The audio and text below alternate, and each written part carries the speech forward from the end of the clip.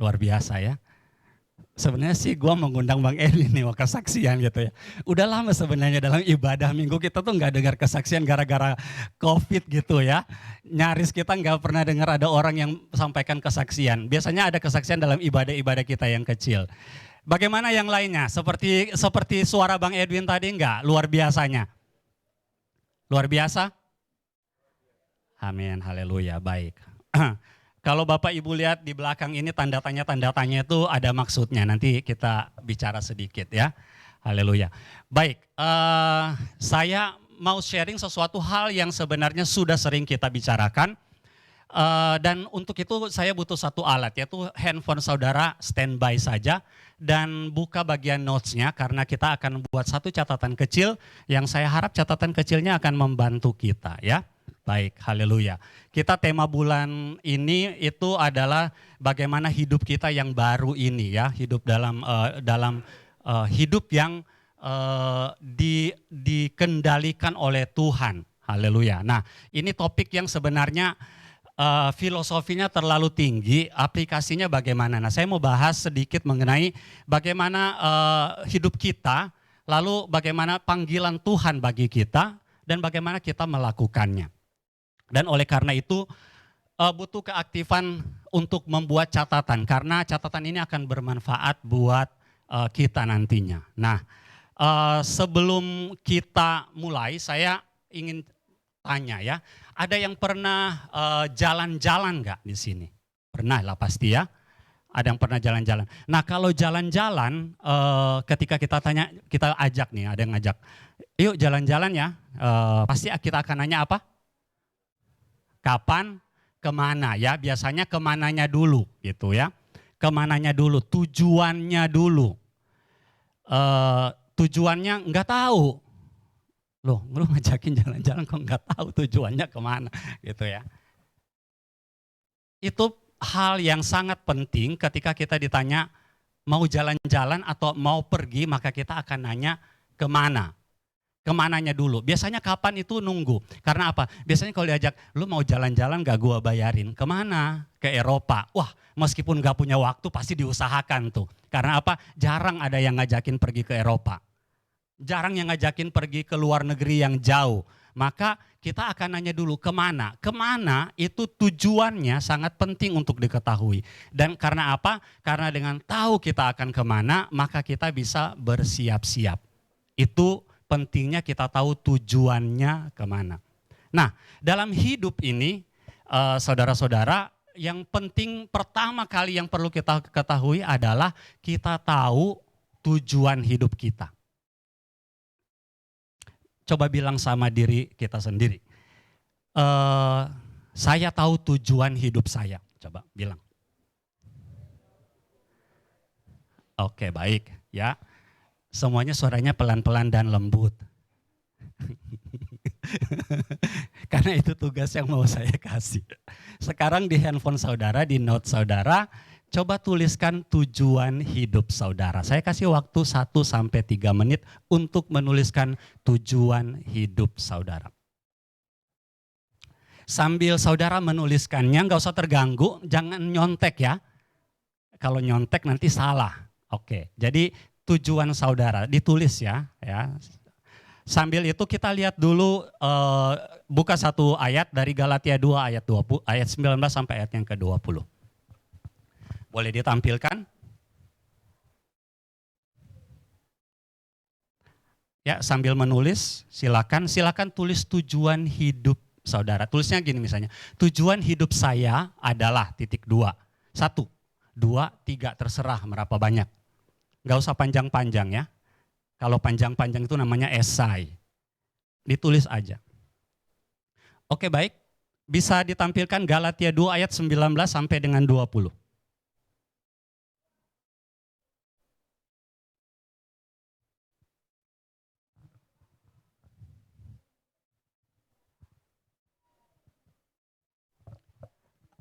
Yang menyaksikan langsung dari rumah boleh juga ambil kertas atau ambil di handphonenya, bisa mencatat tujuan hidup saya adalah titik 2. Ditulis 1, 2, 3 atau A, B, C.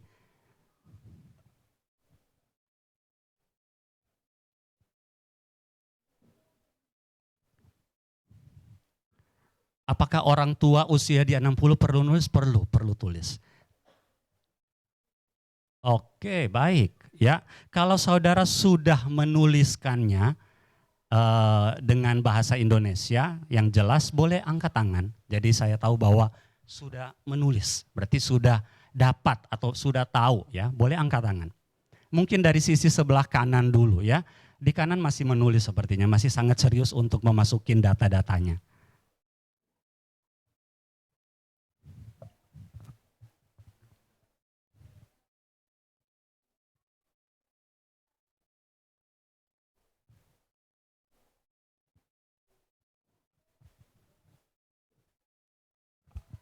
Yang ada di ruangan di belakang teman-teman Light City Studios, jangan lupa untuk mencatat. Oke, baik, terima kasih. Oke, kalau semua sudah mencatat, saudara save, disimpan ya. Disimpan supaya enggak hilang. Kenapa? Karena itu saudara yang merumuskannya sendiri.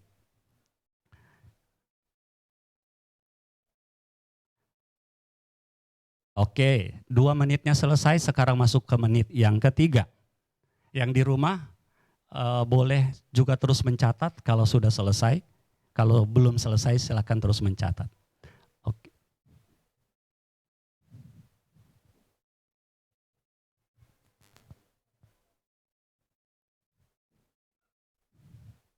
Baik, sekali lagi saya ulang, dari sisi sebelah kanan sini, yang sudah selesai bisa angkat tangan?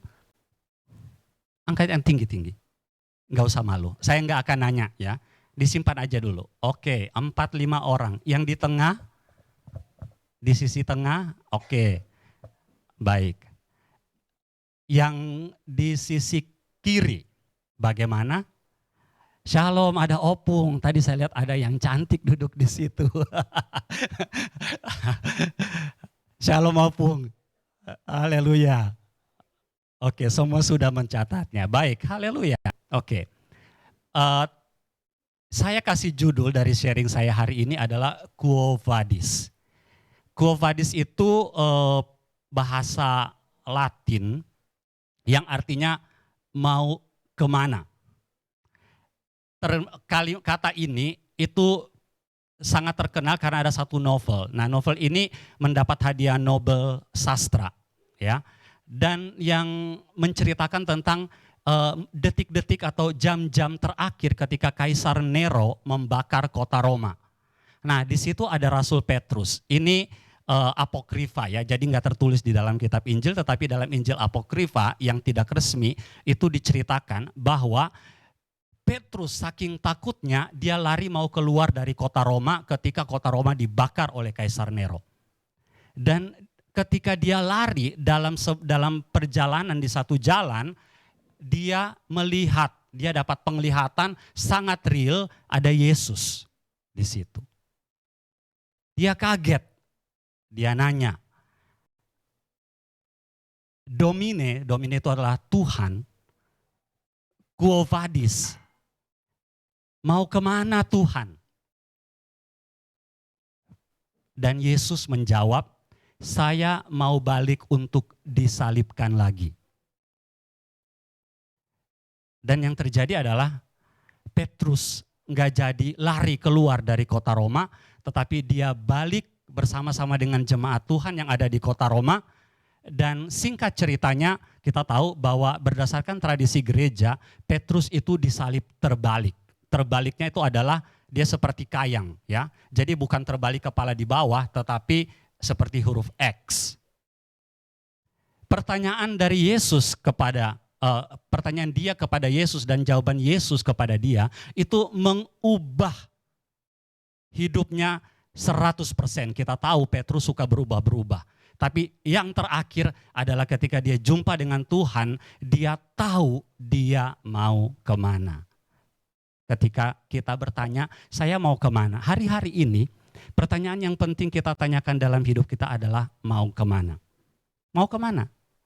Kita berjemaat di sini mau kemana? Mau ngapain?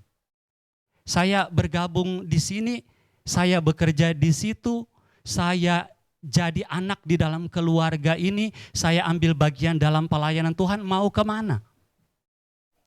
Apakah hanya rutinitas? Tentu tidak. Kita bertanya. Sehingga apa? Sehingga setelah selesai kita bertanya dan kita mendapatkan jawaban yang firm dengan apa yang kita tanyakan itu, maka kita bahkan bisa seperti Rasul Petrus, kita memberikan hidup kita 100% bagi Tuhan. Nah, tahu tujuan kita mau kemana atau mau bikin apa, itu akan sangat mempengaruhi keputusan-keputusan dalam urusan uang, dalam urusan status, menikah, tidak menikah, dan lain-lainnya, dalam urusan pergi sekolah atau kuliah, dalam bekerja. Karena apa? Karena kita harus tahu tujuannya dulu. Tapi sebelum kita masuk dalam pembahasannya, ada ayat dari Galatia 2 ayat 19 sampai 20. Oke, catatan saudara tentang tujuan hidup saudara simpan dulu, nanti kita akan balik. Sekarang kita lihat dulu, kenapa ketika nanti saya sampaikan tujuan hidup orang Kristen, kita perlu baca yang ini dulu. Karena apa? Karena bagian ini menjelaskan, menjadi dasar kenapa kita harus sehati sepikir dengan apa yang Tuhan sampaikan kepada kita. Sebab, ini tulisan Rasul Paulus kepada jemaat yang ada di Galatia. Sebab aku telah mati oleh hukum Taurat. Dan untuk hukum Taurat, supaya aku hidup untuk Elohim. Aku telah disalibkan dengan Kristus. Sekarang ayat 20 kita baca bersama-sama dengan suara yang lantang. Ayat 20 ditampilkan. 2, 3. Namun aku hidup, tetapi bukan lagi aku sendiri yang hidup, melainkan Kristus yang hidup di dalam aku. Dan hidupku yang kuhidupi sekarang di dalam daging adalah hidup oleh iman dalam Anak Elohim yang telah mengasihi aku dan menyerahkan dirinya untuk aku. Ada tulisan, dan hidupku yang kuhidupi sekarang di dalam daging, agak-agak gimana gitu ya. Kalau dalam bahasa Inggris body, jadi tubuh kita ya, tubuh kita, fisik kita. Jadi hidupku yang kuhidupi sekarang di dalam tubuh ini nih, tubuh yang nanti akan mati ini, adalah hidup oleh iman di dalam Anak Elohim yang telah mengasihi aku dan menyerahkan dirinya untuk aku. Jadi kalimat yang di atasnya ayat 20a itu adalah landasan kenapa ketika kita tahu tujuan hidup kita di dalam Tuhan, ketika kita bilang bahwa kita adalah orang Kristen, maka ini adalah seperti bahasanya adalah pengakuan iman kita. Ini adalah pernyataan iman kita. Namun aku hidup, tetapi bukan lagi aku sendiri yang hidup, melainkan Kristus yang hidup di dalam aku. Ketika membaca ayat ini, ya saya kasih sedikit bayangan atau penjelasan. Rasanya kehidupan kekristenan itu not fun. Itu yang kemudian ditaruh oleh si jahat, oleh iblis dalam hidup kita. Hidup orang Kristen tuh nggak enak, nggak santuy, nggak bisa nikmatin hidup. Jadi orang Kristen terlalu banyak urusan-urusan. Saudara-saudara, ayat 19 sudah bilang bahwa tadi mati itu karena hukum Taurat. Tetapi dalam hidup, dalam Kristus kita hidup. Lalu salah besar kalau kita bilang ikut Tuhan itu not fun. Nah ini yang perlu kita sadari. Kenapa ikut Tuhan itu ada hal yang menyenangkan? Karena apa? Karena Tuhan ada di dalam segala sesuatu. Tetapi buat orang yang gak mau ikut Tuhan sungguh-sungguh, yang gak mau jalan sama Tuhan, yang merasa pergi ibadah, melakukan pelayanan itu hal yang membebani, itu hal yang orang-orang kayaknya, gak jadi deh gue jadi orang Kristen deh. Gak jadi deh gue mau ikut Tuhan sungguh-sungguh karena not fun. Tapi saya mau bilang saudara-saudara, justru hidup yang paling menyenangkan itu adalah di dalam Tuhan. Menyenangkan. Kenapa menyenangkan? Nanti kita baca bersama-sama.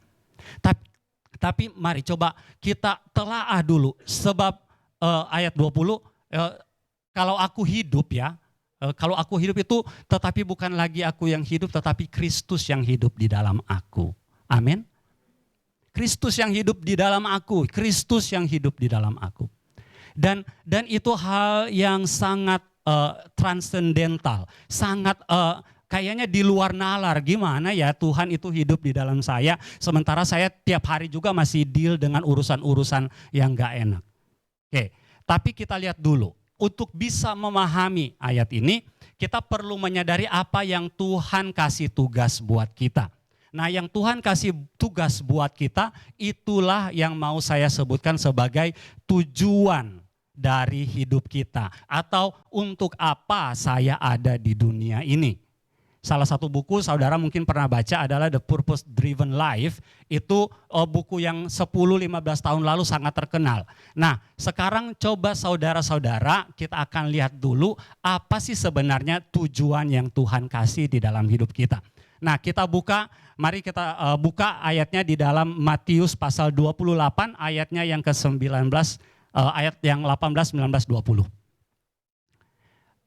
Ini ayat yang sudah sangat terkenal, ya.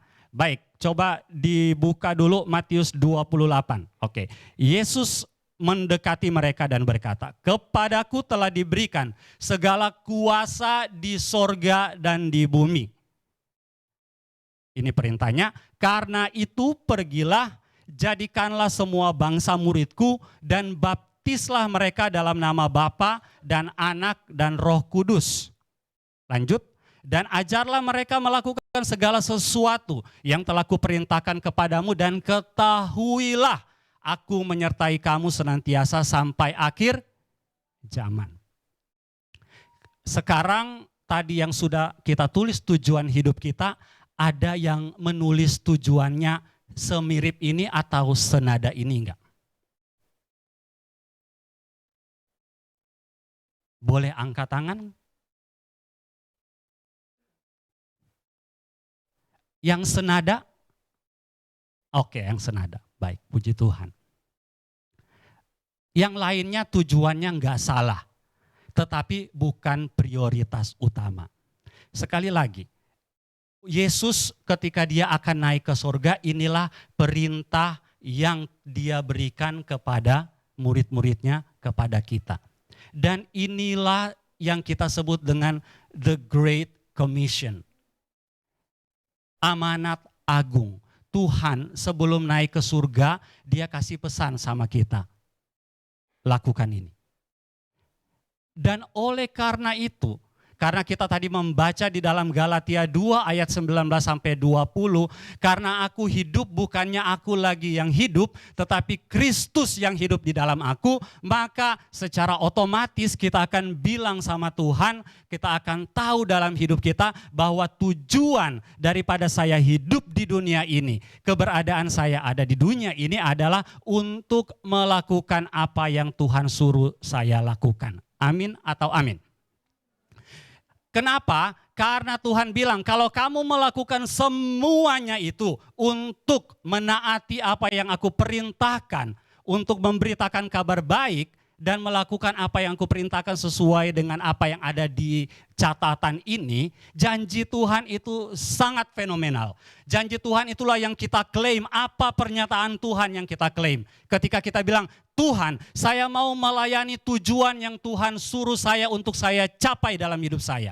Tuhan, saya mau berikan segala sesuatu yang saya punya dalam hidup saya untuk saya kerjakan apa yang Tuhan inginkan saya kerjakan." Dan Tuhan janjikan kalau kamu melakukan, kalau kamu pergi memberitakan Injil, menjadikan segala bangsa muridku, ini janjiku kepadamu. Aku menyertai kamu senantiasa sampai kepada akhir zaman.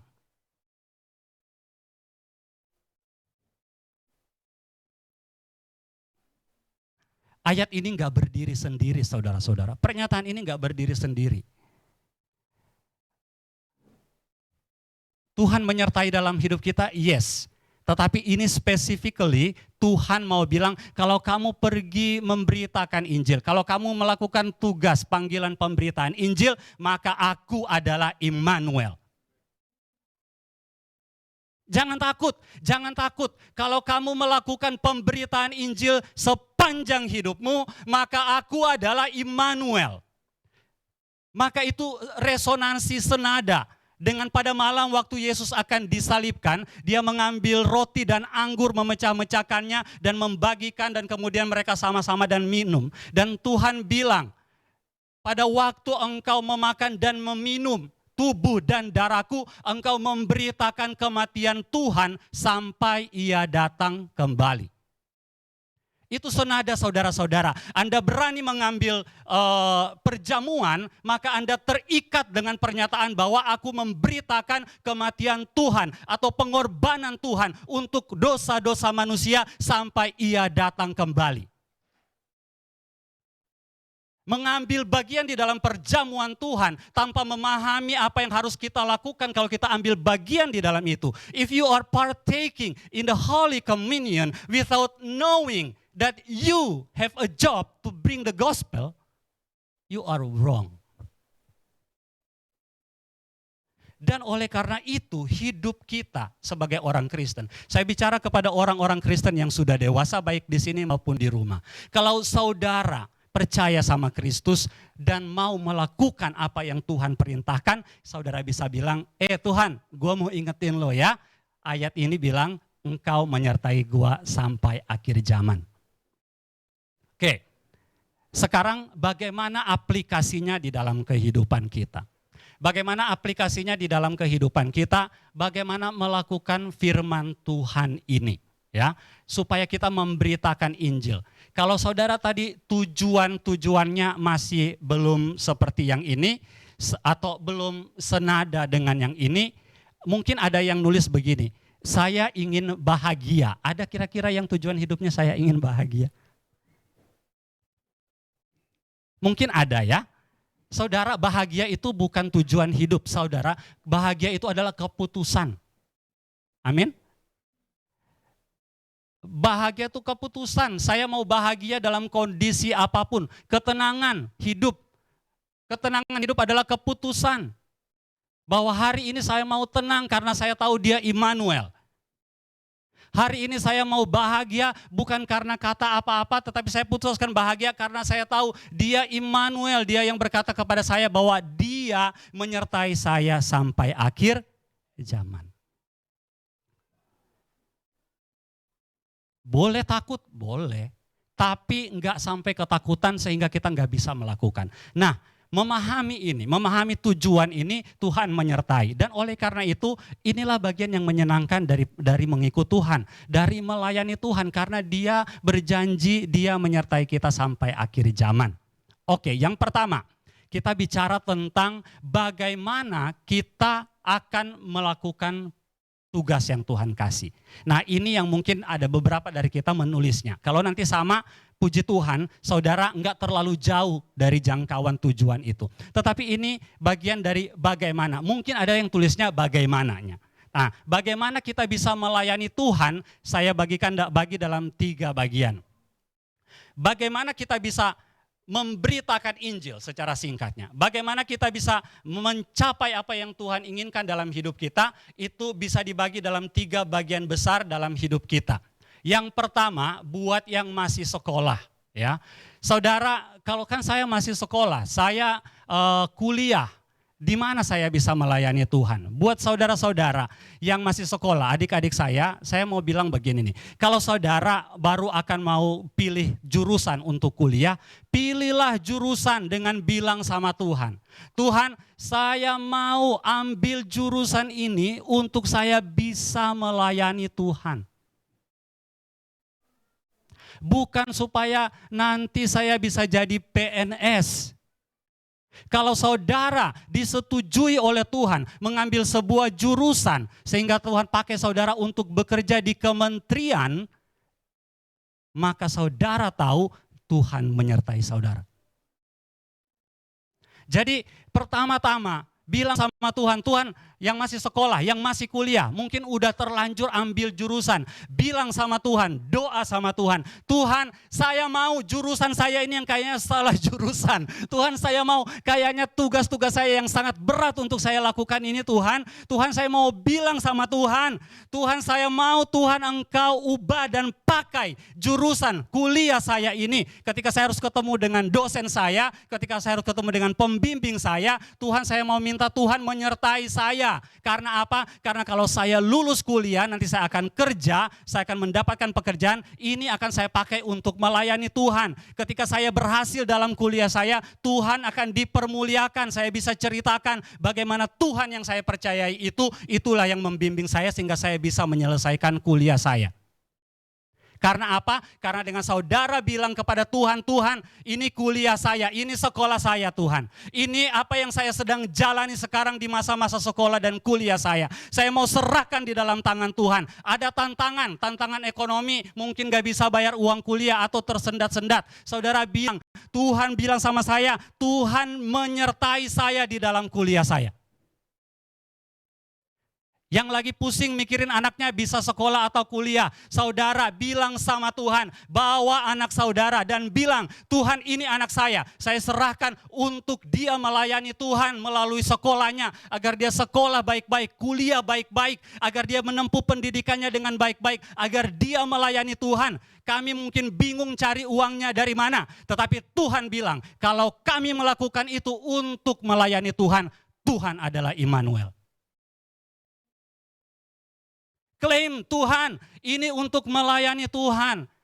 Ini menyenangkannya kepada saudara-saudara ketika kita tahu bahwa di dalam Tuhan kita punya garansi.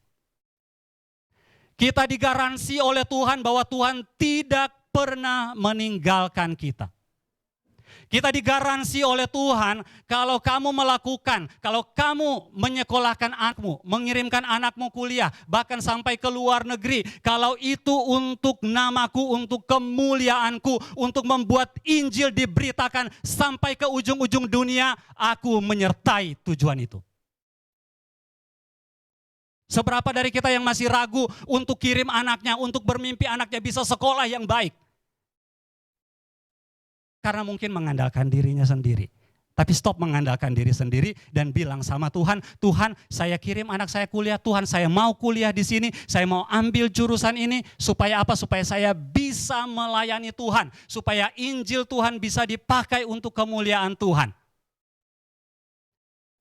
Jaminannya apa? Jaminannya firman Tuhan, bukan jaminan Carter, bukan jaminan saya, jaminannya Tuhan sendiri. Aku menyertai kamu senantiasa sampai kepada akhir zaman.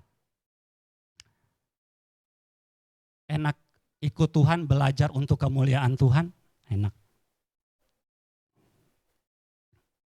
Waktu saya kuliah, saya bilang begini sama Tuhan, Tuhan saya mau kuliah untuk melayani Tuhan.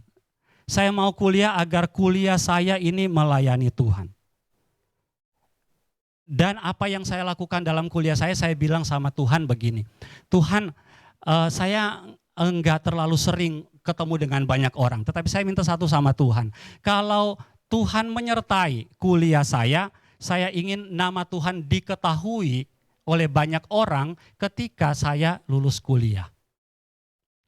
Ketika saya lulus kuliah saudara-saudara, saya diminta menjadi yang menyampaikan pidato, mewakili mahasiswa. Ada hampir sekitar 5.000 orang di Balai Sidang Jakarta, saya tahu itu waktunya Tuhan. 5.000 orang dari mahasiswa sekitar 2.000 orang, 3.000 orang adalah orang tuanya yang duduk di tribun di Balai Sidang Jakarta. Saya membuka pidato mahasiswa saya dengan mengatakan, saya bersyukur dan berterima kasih kepada Yesus Kristus yang adalah Tuhan dan Juru Selamat saya yang membuat saya bisa berdiri di sini sampai pada hari ini. Kata teman saya, kata Martin Huta Barat, dia di wisuda barengan dengan saya, lu tadi nyampein pidato mahasiswa atau lu khotbah ya ter? That's when you give your life. Kalau saudara menginginkan, kalau saudara kuliah untuk Tuhan, untuk tujuan Tuhan, maka saudara akan jaga diri, iya enggak? Kalau saudara sekolah untuk tujuan Tuhan, saudara akan sekolah belajarnya baik-baik. Amin. Karena saudara tahu Tuhan janji, aku menyertai kamu senantiasa sampai akhir zaman. Lanjut, setelah kuliah, milih kerja. Ini siklus hidup orang begitu ya. Setelah kuliah, milih kerja. Ya, saudara, ketika kita kerja juga kita bilang, Tuhan saya kerja untuk Tuhan, agar Injil bisa diberitakan. Bagaimana? Apakah dikotomi? Dikotomi itu artinya gini, yang rohani aja, yang enggak rohani enggak dipisahin. Tapi enggak seperti itu. Kalau saudara bekerja saudara bekerja, di mana saja saudara bekerja ya. Pakai pekerjaan saudara untuk melayani Tuhan. Kalau mungkin ada bilang begini, tapi saya nggak punya kesempatan untuk melayani Tuhan di situ. Karena lingkungannya nggak seperti itu. Saya memulai dengan yang sederhana. Kalau saudara diberikan pekerjaan yang baik, saudara berdoa, Tuhan, saya mau diberikan pekerjaan yang baik agar saya bisa melakukan pemberitaan kabar baik. Dan Tuhan akan menyertai senantiasa sampai akhir zaman. Saudara, kalau saudara belum bisa mulai, kalau kita belum bisa mulai dengan memberitakan Injil di kantor kita mulai dengan yang sederhana yang gak perlu dilihat oleh orang adalah dengan mengirim hamba saudara. Saudara tahu hambanya siapa? Ada yang tahu hamba kita siapa? Ada yang tahu? Kalau kita udah kerja kita nanti dapat uang. Uang itu hamba kita, ya enggak? Uang itu hamba yang baik tapi Tuhan yang jahat.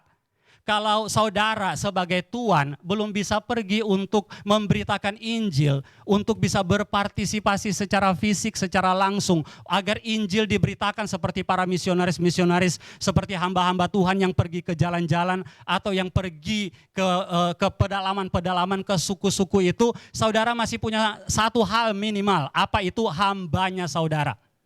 Hambanya saudara itu namanya uang. Oke, sekali lagi bilang saya punya hamba. Ya. Bukan saya jadi hambanya uang ya. Ya enggak Friska? Kita punya hamba ya, kita punya hamba.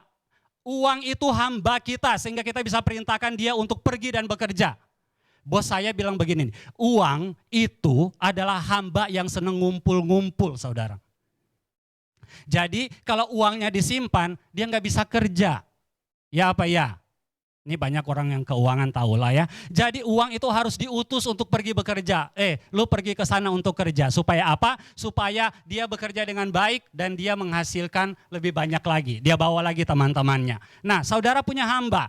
Nah, kalau saudara kita belum bisa pergi secara fisik atau ambil bagian secara fisik untuk memberitakan Injil, maka hamba kita itu kita perintahkan berapapun besarnya, saya nggak sebutkan jumlahnya, berapapun besarnya saudara taruhkan itu. Nah, satu hal yang penting, kalau saudara lihat ada anak-anak di sekitar kita yang perlu sekolah, karena saudara tahu ketika dia sekolah, dia perlu mendapat pendidikan supaya nanti dia bisa melayani Tuhan dengan baik, atau saudara bisa jadi sponsor agar seseorang bisa sekolah dengan baik, bisa mendapatkan pendidikan dengan baik, kasih hamba saudara untuk membantu dia agar dia bisa mencapai pendidikannya yang baik supaya dia bisa melayani Tuhan di kemudian hari. Jangan pernah takut, jangan pernah takut, jangan pernah takut untuk menyebarkan hamba kita. Saudara punya berapa banyak hamba? Ada yang punya uang 1 juta, berarti saudara punya 1 juta hamba. Lu gila, lu keren banget ya. Iya dong, kalau 1 juta dolar lebih banyak lagi uangnya ya. Saudara-saudara, berapa banyak yang kita merasa bahwa yang ditarik-tarik kita adalah uang kita yang narik-narik kita sebenarnya. Bukan, uang kita perintahkan. Karena apa? Karena kalau kita bekerja untuk kemuliaan nama Tuhan, Tuhan bilang aku menyertai kamu sampai pada akhir zaman. Jangan pernah takut untuk nyuruh hamba saudara untuk pergi bekerja. Itu adalah apa yang Tuhan inginkan ketika kita bekerja. Tapi gue nggak bisa beli barang-barang. Bisa, Tuhan tuh nggak begitu. Bisa, belilah apa yang harus kamu beli. Pakailah apa yang harus kamu pakai. Tetapi bagian daripada berkat yang kita terima di dalam pekerjaan kita, itu harus kita berikan untuk mengerjakan pekerjaan Tuhan. Yang terakhir. Ini sering terjadi di dalam hidup kita, khususnya dalam keluarga. Dalam keluarga. Saudara,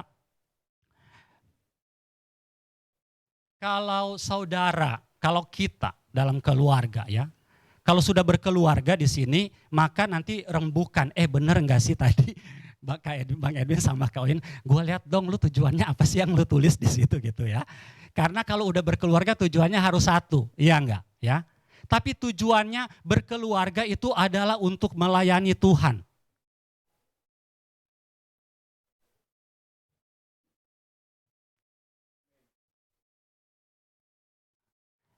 Karena banyak, kalau berkeluarga ya, ada salah satu staf saya yang mau menikah. Saya kasih pertanyaan begini, karena dia mikir bahwa nanti uangnya dari mana nih gitu ya.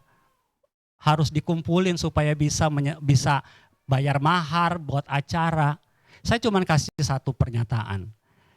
Kalau kamu diperintahkan oleh Tuhan untuk menikah dan melalui pernikahanmu itu kamu bisa melayani Tuhan, membuat kabar baik itu diberitakan sampai ke ujung-ujung bumi, minta sama Tuhan, Tuhan janji Dia yang menyertai. Jadi jangan takut. Tetapi fondasinya harus benar. Kalau saudara menikah, menikahlah untuk melayani Tuhan melalui pernikahanmu. Betapa banyak orang yang bercerai, Kristen bercerai. Karena apa? Karena pernikahan gak dipakai untuk melayani Tuhan.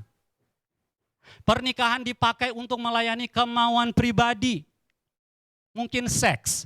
Tapi berapa lama seks bertahan? Udah tua, bukan itu lagi yang dicari. Bukan.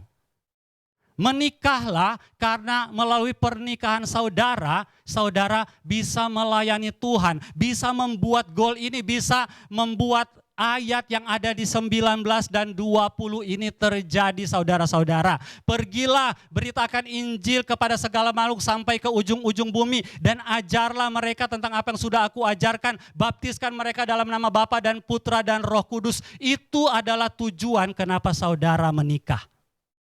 Agar tujuan itu tercapai. Kalau saudara menikah bukan untuk melayani Tuhan, saya bisa garansi saudara-saudara, habis menikah yang tadinya rajin melayani Tuhan hilang dari gereja. Siapapun saudara, ini agak keras nih. Buat yang menikah, yang tadinya sebelum menikah rajin datang ke gereja, pelayanan dari pagi sampai malam sampai siang, lalu kemudian setelah menikah +1 hilang. Kalau bulan madu 3 bulan gak apa-apa ya. Tapi saya mau bilang di gereja manapun saudara-saudara, kalau saudara menikah dengan landasan bahwa saudara ingin pernikahan saudara untuk melayani Tuhan, saudara gak akan mundur setapak pun ketika saudara menikah, melayani Tuhannya menjadi lebih luar biasa. Ada amin? Kalau hari ini ternyata pernikahan saudara, itu saudara bilang, Tuhan kok saya nggak bisa melayani Tuhan nih karena saya sudah menikah, saya harus ngurusin ini, berarti ada yang harus perlu dibicarakan dengan pasanganmu. Dan katakan, kita nikah ini mau ngapain? Saya belum nikah. Yang udah menikah lebih tahu. Tapi saya mau bilang saudara-saudara, kalau saudara memulai pernikahan saudara karena saudara ingin melayani Tuhan, pernikahan saudara bisa melayani Tuhan, maka sesudah saudara menikah harusnya saudara lebih berapi-api lagi dalam melayani Tuhan. Kenapa? Karena ada 2 kekuatan dijadikan satu, one power yang bisa maju ke depan. Itu harus menjadi lebih powerful. Makanya kenapa kalau menikah harus dengan yang sepaham. Dasarnya apa? Kalau kamu mau menikah dengan saya, kalau kamu mau menjadi pasangan saya, kamu mau kita melakukan ini enggak? Di dalamnya termasuk urusan uang, termasuk urusan anak, termasuk urusan rumah, harus dasarnya ini. Kalau enggak clear, saudara akan masuk di dalam sebuah perjuangan yang menikah saja yang tahu. Salahkah menikah? Enggak. Haruskah orang enggak menikah? Enggak. Tapi segala sesuatunya yang saudara putuskan dalam keluarga saudara, termasuk ketika nanti akan punya anak saudara-saudara ya. Kalau anak saudara sehat, haleluya puji Tuhan. Tapi bagaimana kalau anaknya saudara disable, kita bilang cacat. Apakah saudara masih akan memuji nama Tuhan? Bahwa Tuhan inilah dahsyatnya Tuhan memberikan saya anak ini nih. Jadi kalau saudara punya anak yang troubled, yang bermasalah, saudara bisa bilang, Tuhan anak ini ketika saya minta dari Tuhan adalah supaya dia dipakai oleh Tuhan untuk melayani pekerjaan Tuhan. Sehingga gak pernah jadi beban anak itu, amin. Sehingga saudara ketika butuh uang untuk sekolah, untuk kuliah, nanti saudara kasih kuliah anak, biaya kuliahnya udah 30 juta bro. Dari mana uangnya? Dari Tuhan. Karena apa? Karena anak kita sekolahkan, kita kuliahkan untuk mengerjakan pekerjaan Tuhan. Amin. Dia yang akan mencukupkannya. Jadi dasarnya harus benar dulu. Yang kedua, kalau saudara memilih untuk melajang, jangan awur-awuran. Atau sekarang ini masih lajang, jangan awur-awuran. Layani Tuhan. Layani Tuhan. Ukurannya apa? Ukurannya buah kamu. Hari-hari ini ukurannya buah. Tuhan ukurnya buah. Kalau pernikahan atau kelajanganmu berbuah bagi nama Tuhan, Tuhan senang. Kalau pernikahanmu nggak berbuah atau malahan buahnya rotten, busuk, atau kelajanganmu membuat engkau nggak setia sama Tuhan, hati-hati. Dan oleh karena itu, ketika memilih status pernikahan, menikah atau belum menikah, melajang atau apapun itu, saudara lagi dekat dengan siapapun, be clear dengan tujuannya. Seberapa banyak orang yang mengalami masalah karena tujuannya nggak jelas, ya enggak? Tadi saya udah nanya, kalau kita mau membangun bahtera rumah tangga, kalau kita mau menjalani hidup kita, tujuannya harus jelas. Tujuannya jelas, maka segala effort, segala upaya akan dilakukan. Kalau tujuan pernikahan kita atau kelajangan kita adalah untuk melayani Tuhan, maka waktu, uang, anak, apapun yang kita miliki dalam keluarga kita, itu adalah untuk melayani tujuan Tuhan. Kalau saudara memilih menikah hanya untuk punya anak, hanya untuk seksnya, hanya untuk hal-hal yang bukan primary, maka saudara akan tahu, saudara akan jungkir balik dan nanti akan bertanya, benar gak sih Tuhan ada di dalam keluarga gue? Sampai kemudian baru kita bilang, Tuhan gue undang Tuhan masuk. Tuhan gue minta Tuhan masuk. Setelah kita berdarah-darah. Hari ini putuskan tujuannya sesuai dengan apa yang Tuhan inginkan. Amin. Saya undang tim pujian penyembahan. Kalau saudara tujuannya belum sama dengan tujuan yang Tuhan minta, saudara selaraskanlah dengan apa yang tujuan minta. Uang saudara untuk melayani Tuhan. Sekolah saudara untuk melayani Tuhan. Kuliah saudara untuk melayani Tuhan. Status pernikahanmu, keluargamu untuk melayani Tuhan. Dirimu untuk melayani Tuhan. Dan Tuhan setia dan adil, Dia bilang, aku menyertai kamu senantiasa sampai akhir zaman.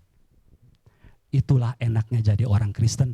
Ada Tuhan yang menciptakan alam semesta dan Tuhan yang sama berjanji menyertai kita sampai akhir zaman. Mari kita bangkit berdiri.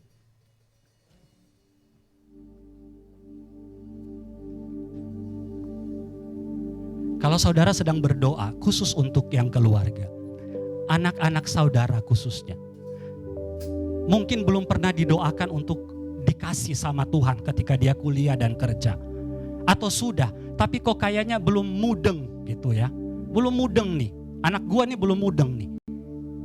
Di dalam keluarga juga dia belum mudeng. Mari taruh tangan saudara di dada saudara. Kita akan bawa, karena hanya Tuhan yang bisa mengubahkan hati.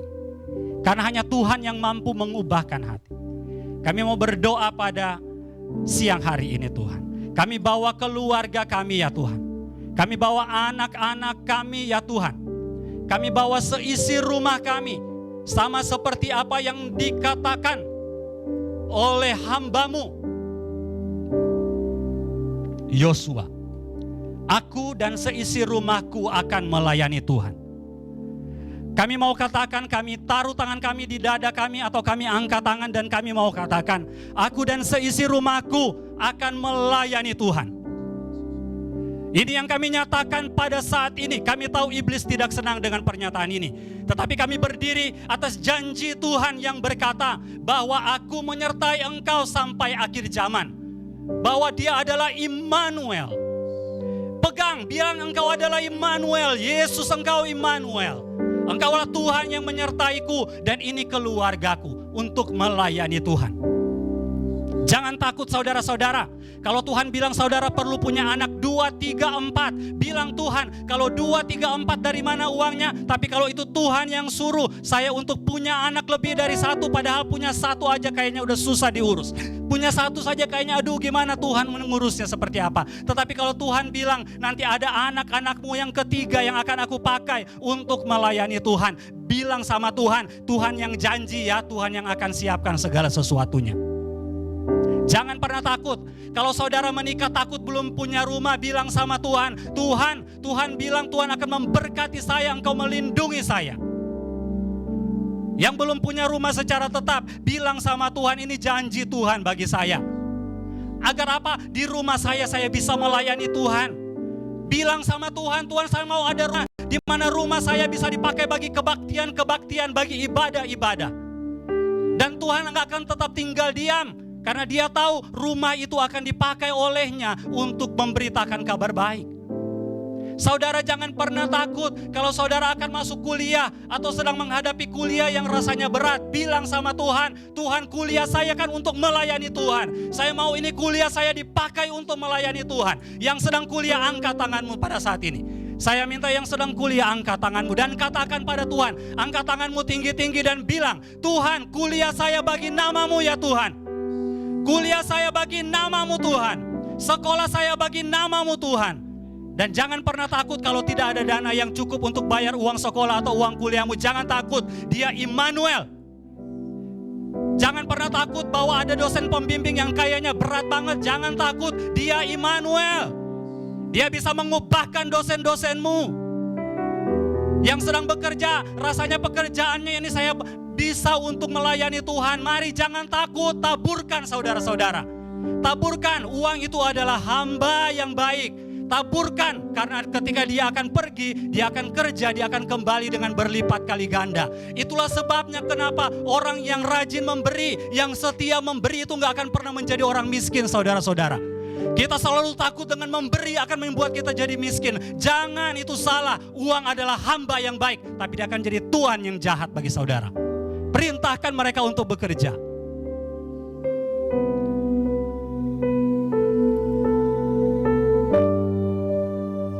Mari kita katakan, so I lift my hands.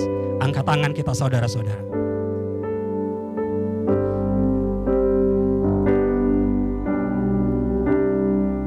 So I lift my hands. Kami angkat tangan kami ya Tuhan. And I bring my souls,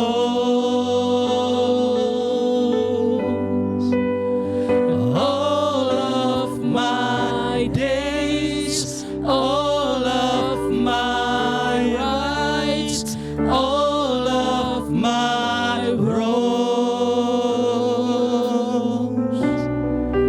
I offer my life. Kami bawa hidup kami ya Tuhan.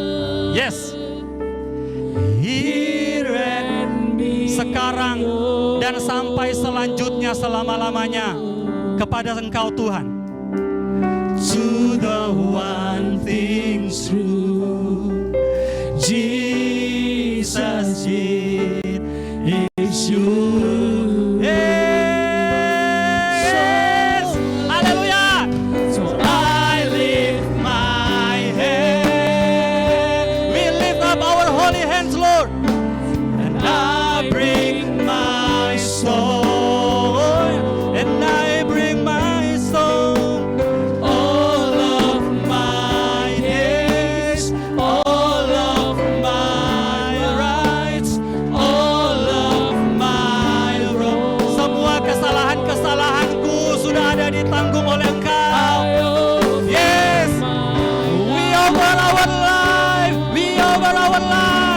Over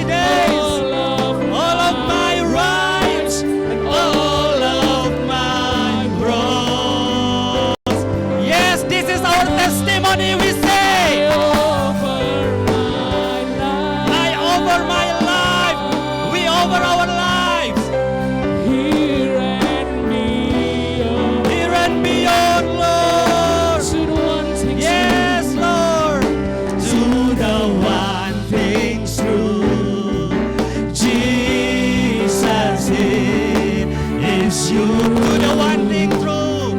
Yes, to the one thing that is true. To the one thing. To the one thing's true. To the one thing. To the one. To the one. Yes, to the one. To the one thing. Angkat tanganmu, say. To the one thing. One more time. To the one thing's true. Jesus, it is you. Yes, Lord. Ini hidup kami ya Tuhan. Ini hidup kami ya Tuhan. Ini hidup kami. We over our lives. We over our lives.